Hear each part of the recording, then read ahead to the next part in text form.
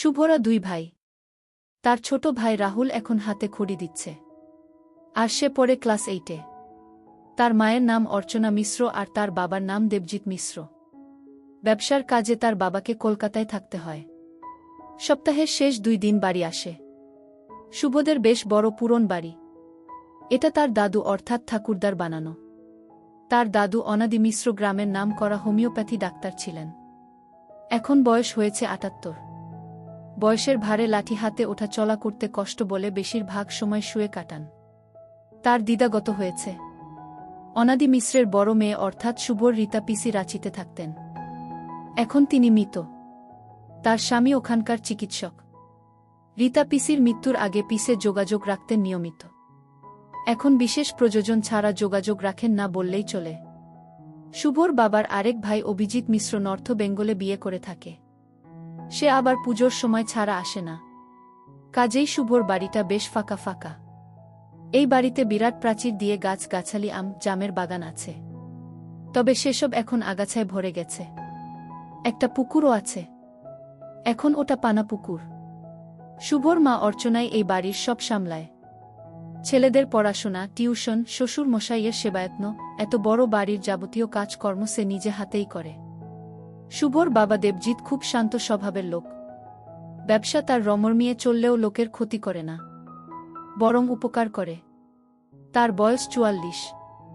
গায়ের রং ফর্সা, মাথায় পরিষ্কার টাক পড়েছে। চেহারা ভালো। গ্রাজুয়েশন করেই ব্যবসায় লেগে পড়ে সে। তারপর নিজের হাতে ব্যবসাটা দাঁড় করায়। এর জন্য সে তার স্ত্রী অর্চনাকেই কৃতিত্ব দেয়া। স্বামী কর্তব্যপরায়ণা স্ত্রী অর্চনা বাড়ির সমস্ত কাজ কোমর বেঁধে না সামলালে সে হয়তো সফল হতো না। অর্চনা পরিশ্রমী মহিলা। সারাদিন বাড়ির নানা কাজ করেও তার শরীরে স্বাস্থ্য আছে। বাঙালি 2 বাচ্চার মায়েদের শরীরে যেমন একটু মেদ জমে যায় তেমন।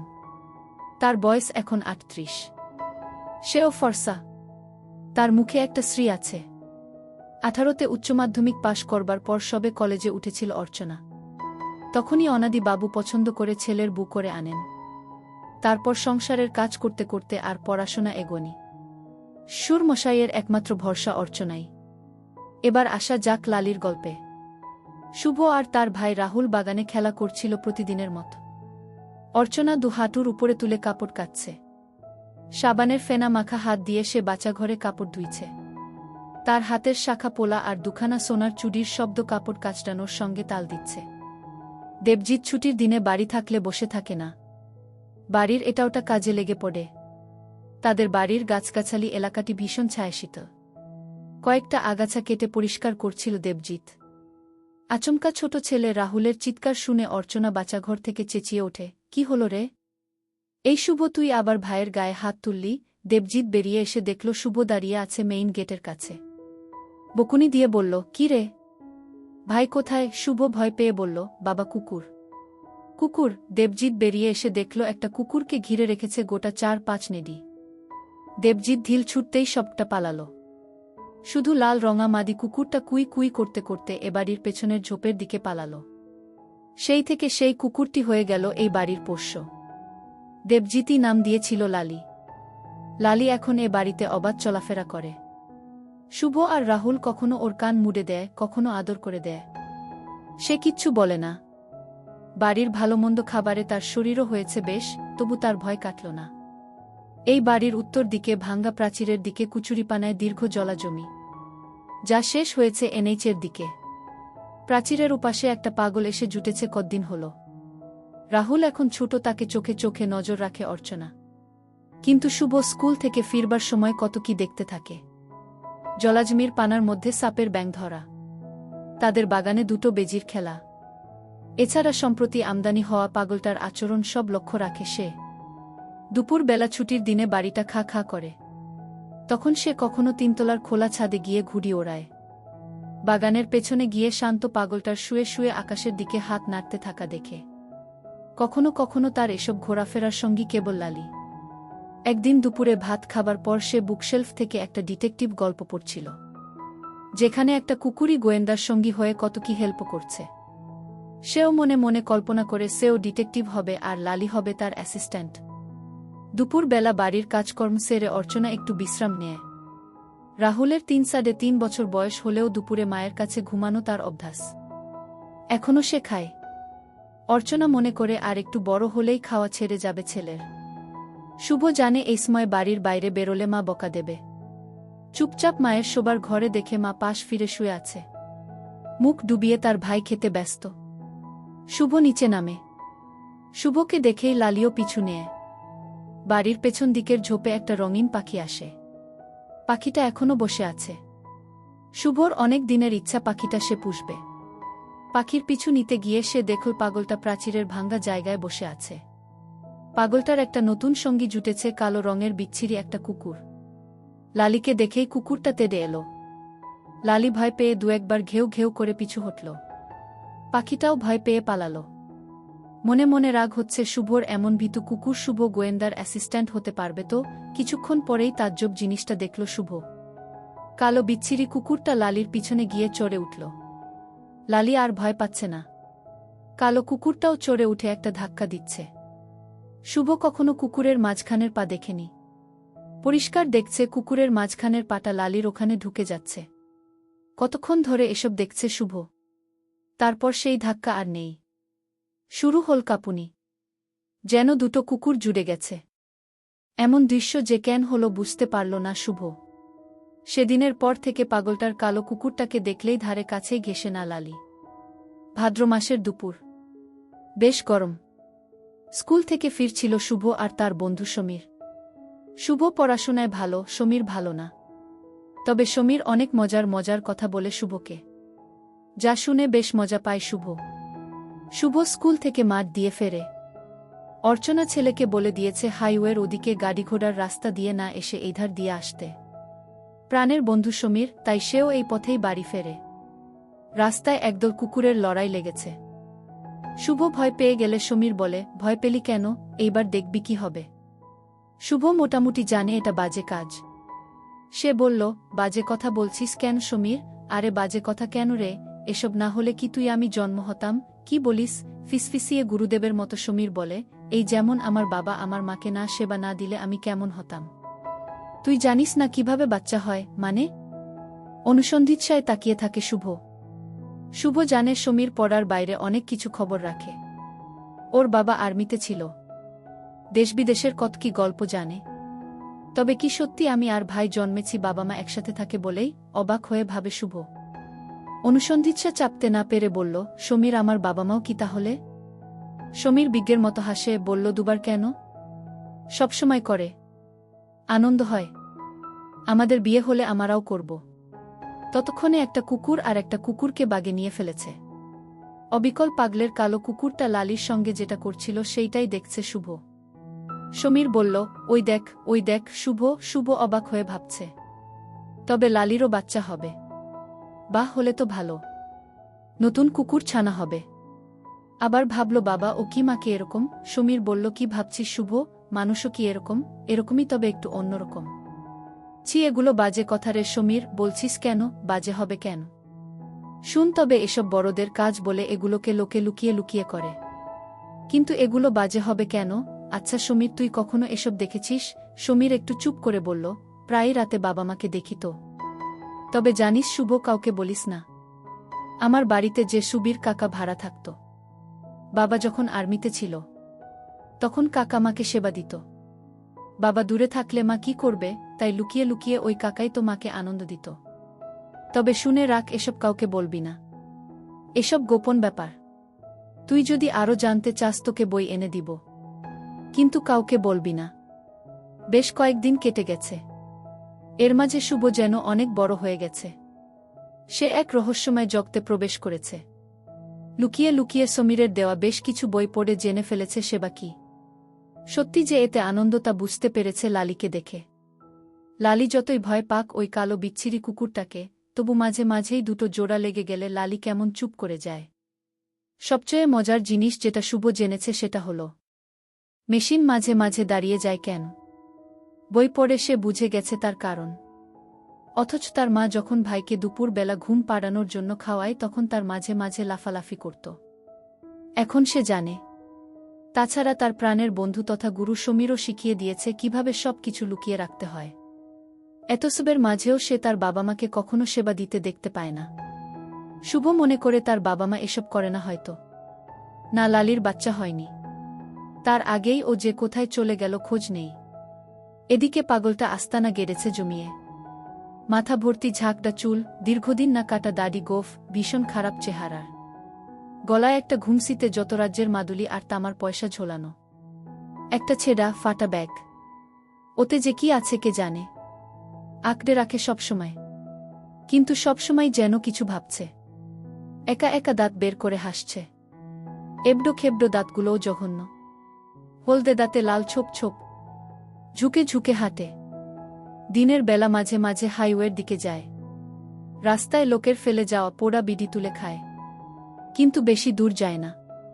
এই পাগলটাকে শুভ পর্যবেক্ষণ করে। সমীরের কাছে জেনেছিল গোয়েন্দারা অনেক সময় পাগল সেজে থাকে, কিন্তু এর ধারে কাছে যায় না শুভ। ভীষণ নোংরা বলে। তবে পাগলটা বেশি দূর যায় না, আবার ফিরে আসে। বেশিরভাগ সময় বাড়ির পেছনের চাতালে কাটায়। মাকেই বাজার যেতে হয়, কিন্তু বাবা বাড়ি থাকলে বাবা যায়। রবিবার সকালে বাবা বলল, শুভ আজ মাটন খাবি? শুভ আনন্দে বলল, খাবো খাবো। অর্চনা রান্নাঘরে চা করতে করতে বলল, বাপ, ছেলেতে খালি খাওয়ার চিন্তা না। অর্চনা, একটাই তো ছুটি পাই। শুভর বাবা মায়ের কাছে গিয়ে বলল, আর আমার তো কোনো ছুটি নেই। শুভ, তবে আজ আর মাটন হচ্ছে না। তোর মা নাকচ করে দিয়েছে। শুভ মনমরা হয়ে যায়। অর্চনা শ্বশুর মশাইকে চা দিয়ে দেবজিৎকে দেয়। সকালের কাজ সেরে সোজা বাচ্চা ঘরে যায়। স্নান করে বেরিয়ে আসে, একটা সাধারণ সুতির নাইটি পরে। বেরিয়ে এসেই বলল, কি হলো, তুমি এখনো বাজার যাওনি? মাটন না কি আনবে বললে যে? শুভ জানে তার মা এরকমই। সংসারের সব কাজ সামলেও তাদের আবদার মেটায়। ছোট্ট ছেলে রাহুল নিচে খেলে বেড়াচ্ছে। মাটন খাওয়ার টোপে মা শুভকে অঙ্ক করতে বসিয়েছে। শুভ না পারলে রান্নাঘর থেকে সাহায্য করছে। এদিকে অর্চনার শ্বশুরমশাই আবার চিবোতে পারেন না, তার জন্য তরল স্টু করে দিতে হবে। সবকিছু সামলেই অর্চনা 40 ছুঁই ছুঁই 38 বছরের গৃহকর্ত্রী। শুভ বলল, মা, অঙ্কগুলো কমপ্লিট। রেধে রেখে ঘাম মুছতে মুছতে বেরিয়ে এলো মা। খাতাটায় চোখ বুলিয়ে বলল, বই গুছিয়ে নিচে দাদুর ঘরে ভাই আছে, ডেকে নিয়ে আয়। শুভ এইটে পড়লেও এখনো মা স্নান করিয়ে দেয়া। দুই ভাইকে মা স্নান করিয়ে দিয়ে বলল, কই গো, এবার তুমি স্নানে যাও। দেবজিৎ স্নান করে বেরিয়ে আসতেই দেখল টেবিলে সাজানো খাবার। খাওয়া দাওয়ার পর অর্চনা টেবিলে এটোকাটা তুলতে এসে বলল, দেখলে তো, এই তোমাদের খাওয়া। খাবে কম, নষ্ট করবে বেশি। আহা অর্চনা, উচ্ছিষ্টগুলো পাগলটাকে দিয়েছ না? তবে আর নষ্ট হল কই? হ্যাঁ, হাত পুড়িয়ে আমি তো পাগলের জন্য রাধি। এটো খাবারগুলো যখন মা পাগলকে দিতে যায়, শুভ পেছন পেছন যায় সবসময়। পাগলটা যেন হামলে পড়ে খাবারের উপর। অর্চনা খাবারটা পাগলের কাছে নিয়ে যেতে পাগলটা তার অ্যালুমিনে থালায় নিয়ে নেয়। শুভ বলল, মা দেখো কেমন গোগ্রাসে গিলছে, দেখ দেখি, বেচারা কত কষ্টে আছে। মা, ও কি কখনো ভালো হবে না? ডাক্তার দেখালে হতে পারত।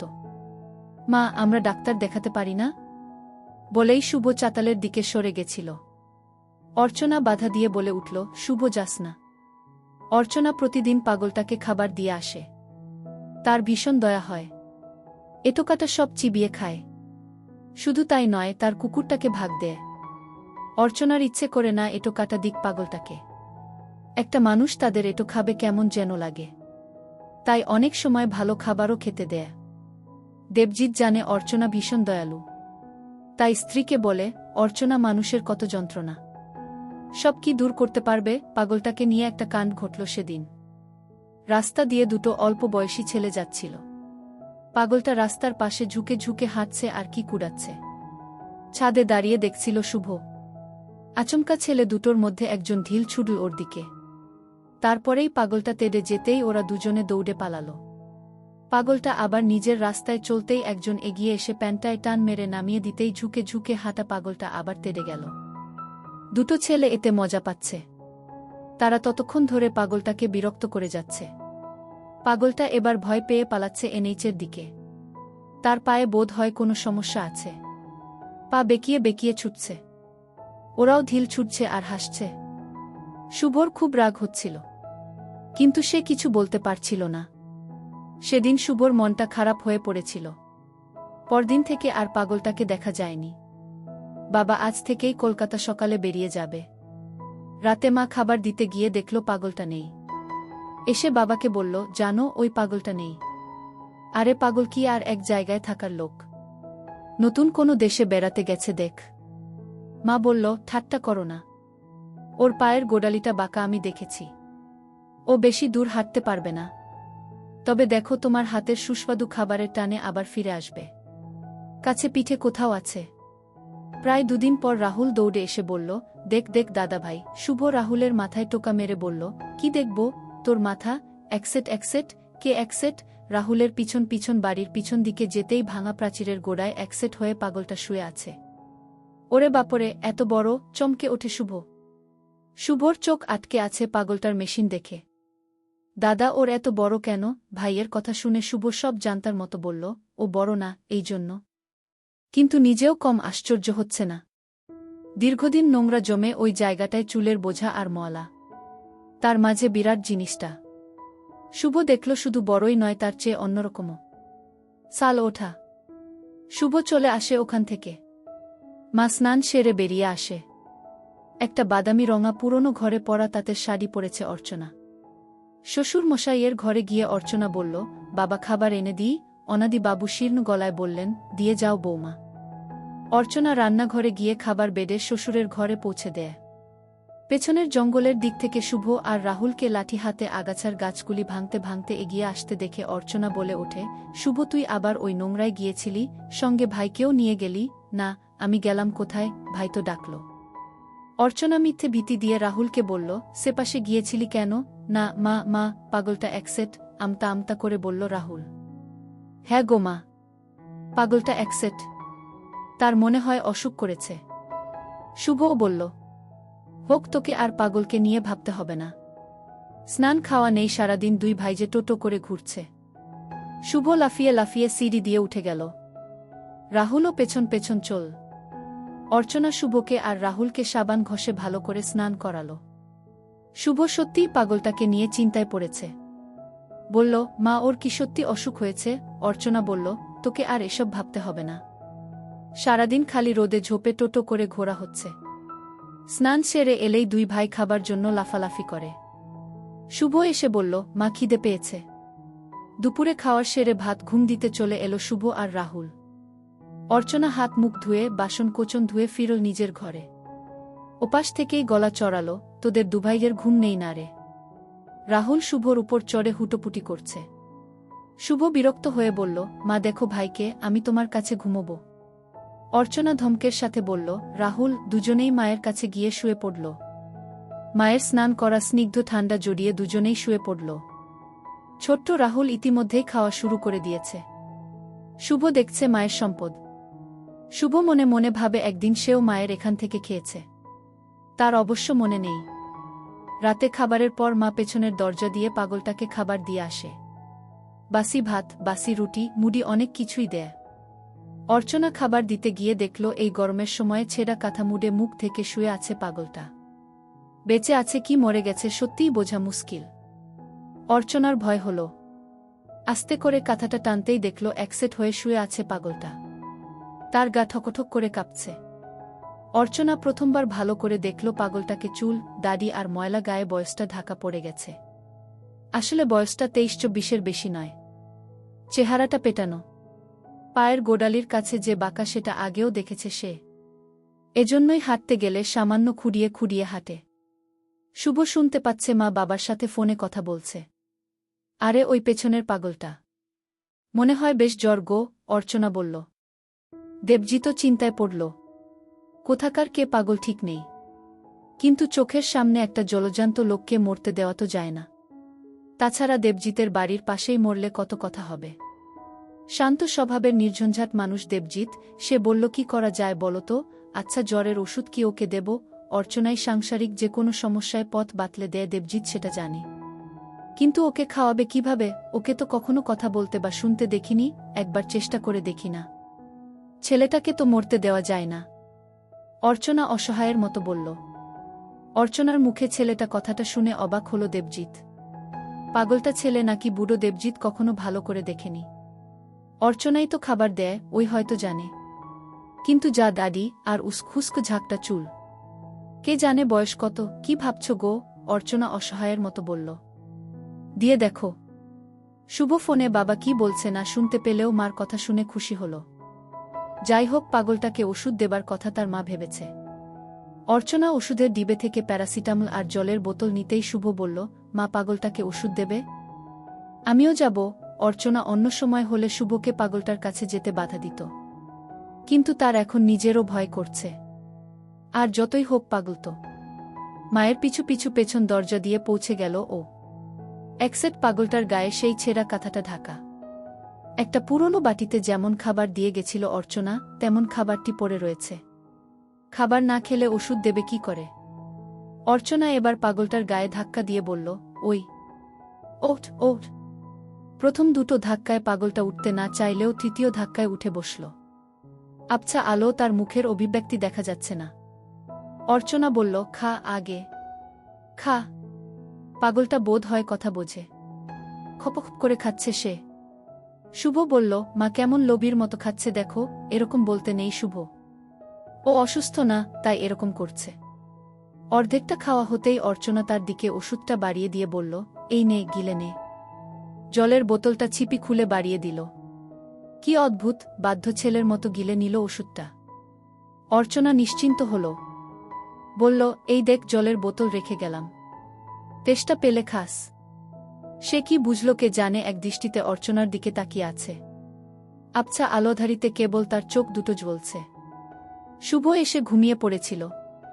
ঘুমটা ভাঙল মাঝরাতে বাজ পড়ার শব্দে। অর্চনা দেখল বেশ বৃষ্টির ছিটা আসছে।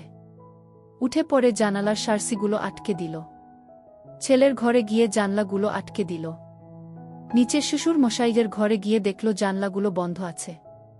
তক্ষুনি নিচতলার পেছন দরজা দেখে অর্চনা বুঝতে পারল পাগলটার অবস্থা। এই বৃষ্টিতে যদি ভিজতে থাকে তাহলে জ্বরের উপর আর বাঁচবে না। কিন্তু কি করবে অর্চনা? অতশত না ভেবে সোজা দরজা খুলে বেরিয়ে গেল। বাইরে তখন ঝড়, বৃষ্টি আর বজ্রপাত। পাগলটা কাঁথাটা মুড়ে ভিজে বসে আছে দেওয়ালের এক কোণে। অর্চনা ঠেলা দিয়ে বলল, ওঠ ওঠ। সে যেন উঠতেও পারে না। অর্চনার কাছে এখন মানবিকতা সবচেয়ে শক্তিশালী। সে পাগলটাকে টেনে তুলল। নিজের কাঁধে পাগলের একটা হাত রেখে টেনে টেনে আনল ঘরের ভিতর। এখন তার মাথায় কাজ করছে না পাগলটা কত নোংরা। অর্চনা সম্পূর্ণ ভিজে গেছে। শ্বশুর মশাইয়ের ঘরের পেছনের ছোট পরিত্যক্ত গুদাম ঘরে নিয়ে গেল তাকে। এই ঘরে একটাও আলো নেই। অর্চনা দ্রুততার সাথে একটা মোমবাতি আর গামছা আনল। পাগলটা বসে কাঁপছে। অর্চনা মোমবাতিটা জ্বালিয়ে পাগলটার ভেজা গায়ে গামছাটা দিয়ে মুছে দিতে লাগল। এই প্রথম এত কাছ থেকে পাগলটাকে দেখছে অর্চনা। মাথাটা নোংরা, চুল, দাড়ি, কপাল ও গালে কোথাও কোথাও কাটা কাটা দাগ। চোখ দুটো বোজা বোজা। হাতে হিন্দিতে উল্কি করে লেখা করিম। তার মাঝেও বোঝা যাচ্ছে বুড়ো বা আধবুড়ো লোক নয়, সে 23-24-এর অল্প বয়সী ছেলে। আর মেশিন দেখে চোখ সরাতে পারছে না অর্চনা। জ্বর নাকি অন্য কিছু পাগলটার? পাগলের চোখ অর্চনার দিকে। অর্চনা কাঁপছে তিরতির করে। কতদিন সে সেবা নেয়নি। শুভর বাবার আর আগ্রহ নেই। অর্চনার ইচ্ছে হলেও মানুষটাকে জোর দেয় না। সেই অভুক্ত নারীর সামনে একটা তরতাজা একসেট পুরুষ, একটা নিষিদ্ধ অভিলাষ, একটা অসহ্য, তার সাথে অর্চনার সতীত্ব, সমাজ, নোংরা চেহারাটার প্রতি ঘৃণা, এসবের দ্বন্দ্ব চলছে। কিন্তু এই দ্বন্দ্ববোধ স্বল্পক্ষণের। সেই রাত অর্চনার জীবনকে উল্টে পাল্টে দিল। সকালে যখন ঘুম ভাঙে শুভর, সে দেখে তার মা তখনও ঘুমোচ্ছে, ভাইও ঘুমিয়ে। শুভ টয়লেটে গিয়ে দেখে মায়ের কালকের পরা শাড়ি, সায়া সব একটা বালতিতে চোবানো। শুভ বুঝতে পারল মা তবে সকালে স্নান করে নিয়েছে। স্নানের পর তো মা ঘুমো না। তবে কি মার শরীর খারাপ? শরীর খারাপ ভাবতেই শুভর মনে পড়ল পাগলটার জ্বরের কথা। ব্রাশ মুখে গুজে শুভ মাকে না বলেই ভোরের মেজাজে পেছন দরজা খুলে চলে গেল পাগলটা যেখানে থাকে সেখানে। ভেজা মাটি দেখে বুঝতে পারল কালকে খুব বৃষ্টি হয়েছে। কিন্তু কোথায় পাগল? মা বাবাকে বলছিল পাগলটা মরে যেতে পারে। মরে গেল নাকি? মরে গেলে তো উবে যাবে না। চারপাশ ভালো করে দেখল শুভ না। পাগলের সঙ্গে থাকা কিছু নোংরা জিনিস, ছেঁড়া কাঁথাটা, কালকের সেই খাবারের বাটি আর জলের বোতল ছাড়া কিছু নেই। শুভ দরজা লাগিয়ে পেছন ঘুরে দেখল গুদাম ঘরের দরজার বাইরে মায়ের ঘরে পরা চপ্পল। ব্রাশ করতে করতেই দরজাটা খুলে ফেলল শুভ। কে শুয়ে আছে? দাদুর পুরনো কম্বল মুড়ে। কাছে গিয়ে দেখল পাগলটা। এখানে এলো কি করে? তবে কি মা ওকে থাকতে দিয়েছে? শুভ গুদাম ঘর থেকে বেরিয়ে সোজা মাকে ডাকতে শুরু করল, মা, মা, ও মা। শুভ ডাকতেই অর্চনার ঘুম ভাঙল। ক্লান্ত গলায় বলল, পড়তে বস, আমি খাবার বানিয়ে দিচ্ছি। রাহুল খেতে চাইছে, কিন্তু পাচ্ছে না। অর্চনা বুঝতে পারছে ছেলে পাচ্ছে না, ছেলে আর পাবেই বা কোত্থেকে? কাল রাতে যে ছেলের বদলে অন্য কেউ খেয়েছে সারারাত। পাল্টে পাল্টে দিলেও পেল না রাহুল। রাহুলকে আদর দিয়ে বলল, শেষ বাবা, দুপুরে দিব। রাহুলের বায়না প্রচণ্ড। বলল, মা, আমি এখুনি খাব। অর্চনার প্রচণ্ড ঘুম পাচ্ছে, বলল, কাঁদে না বাবা, রাতে একটা রাক্ষস এসেছিল, সে খেয়ে চলে গেছে। এবার যদি কাঁদিস তাকে ডেকে আনব। রাহুল রাক্ষসের গল্প শুনে ভয় পেলে মায়ের গায়ে লেপ্টে লুকিয়ে পড়ল। অর্চনা রাহুলের পিঠে হাত বুলিয়ে দিতে দিতে ঘুমিয়ে পড়ল। আজ সকালে হলদে সুতির শাড়ি আর লাল রঙের ঘরোয়া ব্লাউজ পরেছে অর্চনা। ছেলেদের জলখাবার দিয়ে রান্নাঘরে যায়। নিজেরও বেশ খিদা। প্রচুর দুধ হয় বলে সে রাহুলের খাবার জন্য রেখে বাকিটা টেনে ফেলে দেয়া। ভোরে ঘুম থেকে উঠবার সময় ছেলে আবদার করে, তাই অর্চনা বেশিরভাগটা টেনে বের করে রাহুলের জন্য অল্প রেখেছিল। কালও তাই করেছিল অর্চনা, কিন্তু রাহুলের ভাগের অন্য কেউ খেয়েছে, তাই অর্চনার এখন শূন্য। শুভর আজ স্কুল। অর্চনা শুভর জন্য খাবার টেবিলে খাবার বাড়ছিল। শুভ বলল, মা, পাগলটা কি আমাদের ঘরে থাকবে? অর্চনা চমকে যায়। পরক্ষণে বলল, ও তো অসুস্থ, এখন কদিন থাক, তারপর তোর বাবা এলে একটা ব্যবস্থা হবে। শুভ স্কুল চলে গেছে। রাহুল দোতলার ঘরে খেলছে। অর্চনা সকাল থেকে একবারও পাগলটাকে দেখতে যায়নি। তার কেমন যেন ভয় ও লজ্জা দুটোই করছে। কাল রাতে যা হলো তা ভাবতেই শিহরিত হয়ে উঠল অর্চনা।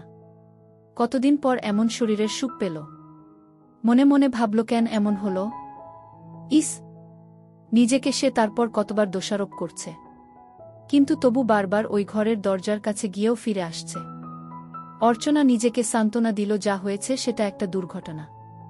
কি হলো তারপর গতকাল রাতে? অর্চনা যখন ভাবছে, তার সামনে দাঁড়িয়ে উঁচিয়ে উঠছে অর্চনার দিকে। অর্চনা বুঝতে পারছে পাগল হলেও এর উত্তেজনা আছে। এত বড় মেশিন দেবজিতের নয়। অর্চনার নিজেরও গা সম্পূর্ণ ভেজা। পাগলটার হাঁটুগুলো মুছিয়ে উঠে দাঁড়ায় সে।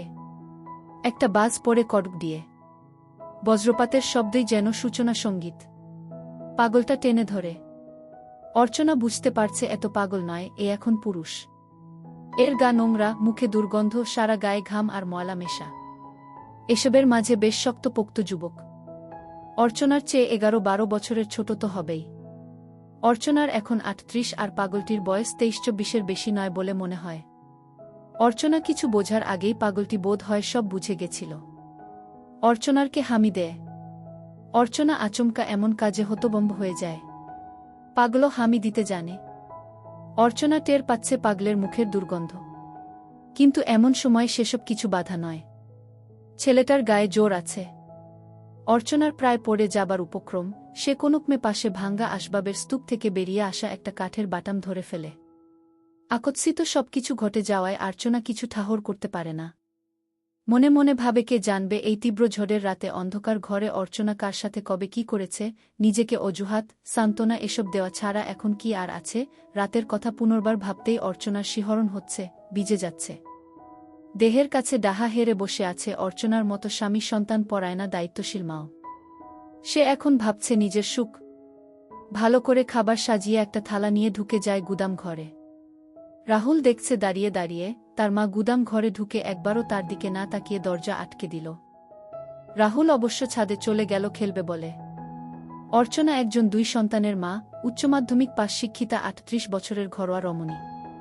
তার পরনে ঘরে পরা হলদে সুতির শাড়ি, হাতের থালায় খাবার, ভাঙ্গা আসবাবে ভর্তি গুদাম ঘর।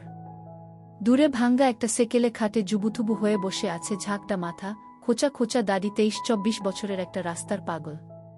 তার মুখ দিয়ে লালা ঝরছে। খুব কাছ থেকে দেখছে অর্চনা। থালাটা তার সামনে রাখে। খাবার পেয়েই লোভাতুর ভাবে হামলে পড়ল পাগলটা। অর্চনা মমতাময়ী মায়ের মতো তার শীতল হাতটা পাগলটার মাথা ছোঁয়ায়। না, জ্বর নেই। অর্চনা সামনের খাটে বসল। অর্চনা পরম স্নেহে বলল, করিম। পাগলটা তাকায়। এই নামে তাকে যে ডাকা হতো তা পাগলের চাহনি দেখে বুঝতে পারে অর্চনা। পাগলের খাওয়া থেমে গেছে। সে তাকিয়ে আছে অর্চনার সম্পদের দিকে। অর্চনা স্বর আটকে যাওয়া সাহসী গলায় বলল, খাবি এ দুটো? করিম বিদ্যুতের মতো মাথা নাড়ল। অর্চনা স্নেহশীলা মায়ের মতো বলল, আয়। পাগলটা অর্চনার কাছে গেল। ছেলেমানুষের মতো হেসে উঠল। অর্চনা একটা বার করে আনল। আর সাথে সাথে পাগলটা খেতে শুরু করল। অর্চনা ভুলে গেছে ছেলেকে দুপুরে খাওয়ানোর কথা। সে এখন পাগলের মধ্যে বিভোর। তার এখন করিমকে চাই। করিম খাচ্ছে, অর্চনাকে জড়িয়ে ধরে। অর্চনা আস্তে আস্তে মাসিনটা হাতে নেয়। অনেক বড়। একটা অদ্ভুত বোধ হচ্ছে অর্চনার। এই হাতে অর্চনা সংসারের কাজ করে, এখন এই হাতেই সে ধরেছে আরেকজনের মেশিন। রাহুল ছাদে খেলতে খেলতে নেমে আসে। মাকে কোথাও না দেখতে পেয়ে গুদাম ঘরের দরজার কাছে এসে দাঁড়ায়। সে ডেকে উঠল, মা। দ্বিতীয়বার রাহুল আগের চেয়ে জোরে আবার ডেকে উঠল, মা। অর্চনা কোনোরকম নিজেকে সামলে বলল, কি হলো রে? তুমি কোথায়? এই তো আমি এখানে কাজ করছি। তুই ছাদে যা। রাহুল আর কোনো কথা না বলে ছাদে চলে যায়। প্রায় 30 মিনিট পেরিয়ে গেছে। এর মাঝে রাহুল আবার একবার মা বলে ডেকে গেছে। অর্চনা আর কোনো সাড়া দেয়নি, বরং সে মৃদু গলায় গভীর শ্বাসপ্রশ্বাস ফেলছে। অর্চনার মনে পড়ল এর মাঝে রাহুল দুবার ডেকে গেছে। উঠে পড়ল অর্চনা। সারা গায়ে ঘামের সাথে পাগলটার নোংরা লেগে আছে। তাকে আবার স্নান করতে হবে। বেরিয়ে এলো অর্চনা। বারান্দায় খেলছিল রাহুল। কিছুক্ষণ পর অর্চনা নিচে গুদাম ঘর থেকে করিমকে নিয়ে বেরিয়ে এলো। বাড়ির নিচতলার টিউবওয়েল স্নান করাচ্ছে অর্চনা। রাহুল যে কখন নেমে এসেছে খেয়াল করেনি। চোখ পড়ল রাহুলের দিকে। রাহুল বলল, মা, এই পাগলটা কি আমাদের বাড়িতে থাকবে? অর্চনা হেসে বলল, ওকে পাগল বলতে নেই বাবা। ওকে দাদা বলবি। যা, উপরে খেলবি যা। রাহুল চলে গেল। অর্চনা বুঝে গেছে করিম বোবা। ওর মুখে কথা নেই। ও আবার ভয়ঙ্কর পাগলও নয়, কিন্তু ওর ক্ষমতা ভয়ঙ্কর। ভর দুপুরে যুবক ছেলেটাকে অ্যাকসেপ্ট করে স্নান করাচ্ছে অর্চনা। দীর্ঘদিনের নোংরা জমেছে গায়ে। এদিকে কালি জ্বর থেকে উঠেছে, পরিষ্কার করতে বেশি সাবান দিতে ভয় পাচ্ছে অর্চনা। তবু মোটের উপর অনেকটাই শব্দ লাগছে। কাল একবার শুভর বাবার দাড়ি কাটার রেজার দিকে দাড়ি গোফ পরিষ্কার করে দিলেই হয়। অর্চনা ঠিক করে নিয়েছে এই পাগলকে ঘরে রেখে দেবে। এমনিতেই তো নিরীহ, আর তাছাড়া অর্চনাকে যে সুখ দিয়েছে একে ছাড়া অর্চনা এখন ভাবতেও পারছে না। অর্চনা জানে দেবজিৎ মানা করবে না। নিচতলার একটা ঘর পরিষ্কার করে দিলেই থাকবে। শুভ স্কুল থেকে বাড়ি ফিরে দেখল তার বাবার ট্রাউজার পরে বারান্দায় খাটের উপর কেউ পিঠ উল্টে শুয়ে আছে। কে এসেছে বাড়িতে? ছাদে গিয়ে দেখল মা ঘুমোচ্ছে। মায়ের পাশে ভাইও ঘুমোচ্ছে। ঘুমন্ত অবস্থায় অর্চনাকে ঠেলতেই অর্চনা বলল, কি রে, স্কুল থেকে চলে এলি? মা, নিচে কে শুয়েছে গো? কে? ও, আরে ওই পাগল যে ছেলেটা। কি বলে মা? শুভ অবাক হয়ে শুধল, ও তো ভীষণ নোংরা। মা, ও কি আমাদের বাড়িতে থাকবে? থাক না। বেচারার কেউ কোথাও নেই। ইতিমধ্যে 1 সপ্তাহ কেটে গেছে। পাগলটা আস্তানা গেড়েছে বাড়িতে। এখন মায়ের বারণে ওকে আর পাগল বলা যায় না। তাই শুভ আর রাহুল এখন পাগলা দাদা বলে। পাগলা দাদা এখন বাড়িতে জাকিয়ে বসেছে। পাগলা দাদার থেকে দূরে থাকে শুভ। ভয়ে নয়, ঘৃণায়। এখন আর আগের মতো গায়ে নোংরা তেমন না থাকলেও গলায় নোংরা ঘুমসিতে মাদুলিগুলো কিংবা কোমরের ঘুমসির মাদুলি বেশ নোংরা লাগে। তাছাড়া মাঝে মাঝে মুখ দিয়ে লালাও ঝরে। আর গায়ের কালো চামড়ায় কাটা, ছেঁড়া, দগদগে ঘাও আছে। ছুটির দিন বাবা এসে বলল, অর্চনা দেখো, ও কিন্তু পাগল, বাড়িতে বাচ্চারা থাকে। ওর গায়ে অনেক জায়গায় ঘাও আছে।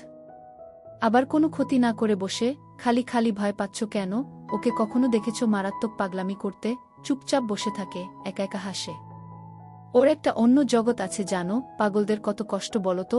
দেবজিৎ জানে অর্চনার হাতে গড়া সংসারে কোনো ভুলচুক হবার জায়গা নেই। আর তাছাড়া তার বউ খুব দয়ালু। হেসে বলল, আচ্ছা বাবা, আচ্ছা। আমার দয়াময়ী বউয়ের ইচ্ছা হয়েছে যখন থাক। রাহুলের নতুন দাঁত হয়েছে। নানা রকম ভয় দেখিয়ে অর্চনা রাহুলকে খাওয়া ছাড়িয়েছে। শুভ মনে মনে খুশি। যখন ভাই খেত তখন ঈর্ষা হতো তার। মা খালি ভাইকে আদর করে। অর্চনা শুভকে কাছে ডেকে আদর করলে ভুলে যেত। আসলে শুভ বড়, তাই বকুনি তাকেই খেতে হয় মাঝে মধ্যে। তবুও মা তাকে ভালোবাসে। শুভ নিজেও ছোট ভাইকে ভালোবাসে। কিন্তু রাহুল জন্মাবার পর মায়ের আদর দুভাগ হওয়ায় ঈর্ষান্বিত হয়ে ওঠে শুভ। প্রায় দিন 10 পর সুব্রত কাকুদের বাড়িতে নেমন্তন্ন ছিল। বাবা বাড়িতে নেই। পাশের গ্রামেই সুব্রত কাকুদের বাড়ি। সুব্রত কাকু শুভদের দূর সম্পর্কের আত্মীয় হন। তাই মা তাদের নিয়ে গেল। অর্চনা বিয়ে বাড়ি বলেই আজ গয়নাগুলো পরেছে। গলায় একটা লম্বা সোনার হার আর নেকলেস পরেছে। কানে দুল, হাতের গহনাগুলোও পরেছে। যাবার আগে মা রেঁধে রাখে। দাদুকে খাবার দিয়ে মা পাগলা দাদার ঘরে খাবার দিয়ে আসে। বিয়েবাড়ি থেকে শুভরা যখন ফিরে এলে তখন রাত 10টা। শুভর খুব ঘুম পাচ্ছিল। রাহুল আর সে ঘুমিয়ে পড়ল। অর্চনা আয়নার সামনে এক এক করে গয়নাগুলো খুলে ফেললেও বড় হারটা খুলল না। মনে মনে ভাবল থাক না গলায়। দেখে নিল ছেলেরা ঘুমিয়েছে কিনা। শাড়িটা বদলে ঘরে পরা সুতির কালো ম্যাক্সিটা পরে নিল। করিমের কাছে যাওয়ার জন্য ম্যাক্সি পরাটাই সুবিধের। একটানে নামিয়ে ফেলা যায়। গুদাম ঘরের পাশে করিমের থাকবার জন্য ছোট ঘর হয়েছে। একটা ল্যাম্বিস খাট আর সিলিং পাখা দেওয়া হয়েছে। তাও অর্চনার গরম লাগে বলে ওখানে অর্চনা একটা টেবিল ফ্যানও রেখেছে। এখন 11টা, অনেক নির্ঝঞ্ঝাট। অর্চনা প্রায় 12টা নাগাদই যায় করিমের কাছে। ভোর হবার আগে আবার ফিরে আসে। শুভর বাবা বাড়ি থাকলে এড়িয়ে যায়। তবে এই ভালো যে করিমের তেমন জোরাজুরি নেই। দেবজিৎ থাকাকালীন কখনো করিম জোরাজুরি করলে অর্চনা নতুন পথ নিয়েছে। খেয়ে দেওয়া। প্রথম ঘৃণা লাগলেও কেন জানে না অর্চনার এখন ঘেন্নাটেন্না চলে গেছে। আজ একটু বেশিই শরীরটা চাইছে। অর্চনা তাই একটু আগেই পৌঁছায়। দরজা ভেজিয়ে বিছানার কাছে গিয়ে ডাকল, করিম। করিম করিম উঠে বসে। টেনে ধরে অর্চনাকে। শুভর ঘুম ভাঙল আচমকা। তার জল তেষ্টা পেয়েছে। সে উঠে বসল। হালকা আলো ড্রয়িং রুমে বেরিয়ে এসে দেখল পাশের ঘরে মা নেই। মা হয়তো বাচ্চা ঘরে গেছে। জল খেয়ে ডাক দিল, মা মা। অর্চনা শুনতে পায়নি। শুভ দাদুর ঘরের খোলা দরজায় ঢুকে দেখল দাদু নাক ডাকিয়ে ঘুমোচ্ছে। পাগলা দাদার ঘরের কাছে গিয়েই চমকে গেল। মায়ের হাতের চুড়ির শব্দ শুভর অনুসন্ধিৎসা উত্তেজনায় মিশে গেল। সে বুঝতে পারল দরজা ভেতর থেকে বন্ধ। জানলা লাগানো। পুরনো জানলার ফুটো চোখ রেখেও লাভ হল না। রাতের আধারে নাইট বাল্বের আলো কিছু বোঝা যাচ্ছে না। ফুটো চোখ রাখল আবার। শুভর চোখে পড়ল পেছনের জানলাটা খোলা। ওধারে যেতে হলে পেছন দরজা দিয়ে বাইরে যেতে হবে। শুভ আর দেরি করল না। পেছন দরজা খুলে সোজা বাইরে আগাছার দিকে চলে এলো। আগাছার মধ্যে ছড়ছড় করে কিছু একটা চলে গেল। শুভ ভয় পেলেও আবার সাহস নিয়ে পেছনে গেল। জানলাটা একেবারে বিছানা লাগোয়া। শুভ চমকে উঠল ভিতরের দৃশ্য দেখে। সকালে শুভ মায়ের দিকে তাকাতে পারছিল না।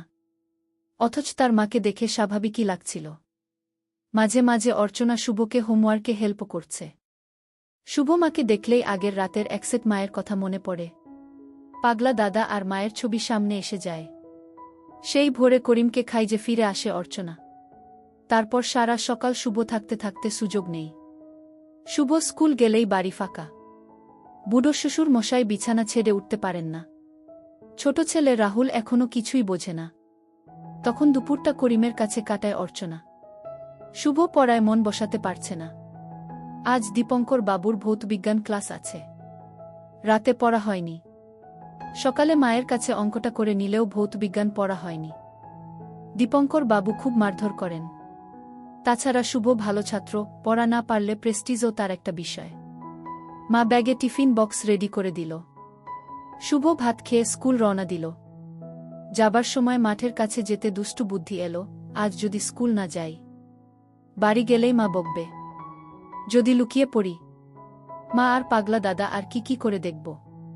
শুভদের বিরাট বাড়ি আর তার ক্যাম্পাসে যে কেউ লুকিয়ে থাকতে পারে। শুধু তার চিন্তা ছোট ভাইকে নিয়ে। রাহুলের চোখে পড়া যাবে না। শুভ বাড়ির দিকে ফেরত এলো। গেটের কাছে এসেই ফুটবলটা না খেয়াল করায় হোঁচট খেলছে। কোনোরকমে শুভ ঢুকে পড়ল খপ করে। অর্চনা ছাদ থেকে বলল, রাহুল দেখ দেখি কে এলো। শুভ স্টান বাড়ির পেছন দিকে ঝোপের আড়ালে চলে গেল। রাহুল এসে একবার দেখে নিয়ে ফুটবলটা নিয়ে খেলতে শুরু করে দিল। শুভ সুযোগ বুঝে পেছন দরজা দিয়ে ঢুকল। পায়ের মোজা জুতো খুলে গুদাম ঘরে ঢুকে পড়ল সে। ব্যাগটা খুলে রাখল। বেশ গরম হলেও সে ভাঙ্গা খাটটাতে শুয়ে বিশ্রাম নিতে থাকল। তক্ষুনি পাগলা দাদার ঘরে মাকে যেতে দেখল। শুভ যখন যাবে কি যাবে না ভাবছে তক্ষুনি অর্চনা বেরিয়ে এলো। পেছন ঝুঁকে ঝুঁকে লালা ঝরাতে ঝরাতে করিমও বেরিয়ে এলো। দুজনেই সিঁড়ি দিয়ে ছাদে চলে গেল। তবে কি মা ওকে দুপুরে ছাদে নিয়ে যায়? শুভ ছাদে গিয়ে দেখল পাগলা দাদা ড্রয়িং রুমে দাঁড়িয়ে আছে আর মা রান্নাঘরে। শুভ জানে একবার আলমারির পেছনে লুকোতে পারলেই সব কিছু দেখতে পাবে। তড়িঘড়ি আলমারির পেছনে চলে গেল। পায়ের শব্দ অর্চনার কানে যেতে বলল, কে রে রাহুল? শুভ দেখে একসেট করিমের মাথায় গায়ে তেল মাখাচ্ছে। শুভ বুঝে গেছে মা পাগলা দাদাকে স্নান করাবে। অর্চনা ঘরের ভেতর থেকে নিজের শাড়ি নিয়ে আসে। শুভ অবাক হয়ে যায়, তবে কি মা আর পাগলা দাদা একসাথে স্নান করবে? সে ভাবছে যে করে হোক আলমারির উপরে উঠতে হবে, তবেই ঘুলঘুলি দিয়ে বাচ্চাঘরের দৃশ্য সে দেখতে পাবে। বাচ্চাঘরে ঢোকার আগে অর্চনা সিডির কাছে গিয়ে ডাক দিয়ে বলল, রাহুল নিচে খেলা করবি, কোথাও যাবি না। আমি স্নান করতে গেলাম। দোতলায় উঠবার সিডির মুখে দরজাটা বন্ধ করে দিল অর্চনা। এই দরজা কখনো বন্ধ করা হয় না। তার মানে বাচ্চাঘরে মা আর পাগলা দাদার কিছু একটা হবে। আয় বলে বাচ্চাঘরে করিমকে নিয়ে অর্চনা ঢুকে গেল। দরজা লেগে গেল। শুভ তড়াক করে আলমারির পেছন থেকে বেরিয়ে এলো। নিচে গুদামঘরে লোহার সিডি রাখা আছে। সেটা এখন আনা সম্ভব নয়। উপায় এখন তাকে আলমারির উপর উঠতে হবে। ড্রয়িং রুমের টেবিলে অনেক জিনিসপত্র আছে। খোপাখোপ জিনিসগুলো সরিয়ে একটা চেয়ার এনে রাখল। একটু শব্দ হলো তাতে। শুভ ভয় পেল, কিন্তু না, কিছুই হলো না। একটু এদিক ওদিক হলে হাত পা ভাঙবে, তাই খুব সাবধানে উঠে পড়ল আলমারির উপরে। মরেছে। বাচ্চাঘরের দরজা খোলার শব্দ। অর্চনা বেরিয়ে এলো। অর্চনা খেয়াল করল না আলমারির দিকটা। গামছা নিয়ে চলে গেল। শুভ স্বস্তির নিঃশ্বাস ফেল। ঘুলঘুলিতে চোখ রাখল সে। আর ভিতরের দৃশ্য দেখে তার কেমন যেন ঘেন্না হতে লাগল। তার মাকেও তার ঘেন্না হতে লাগল।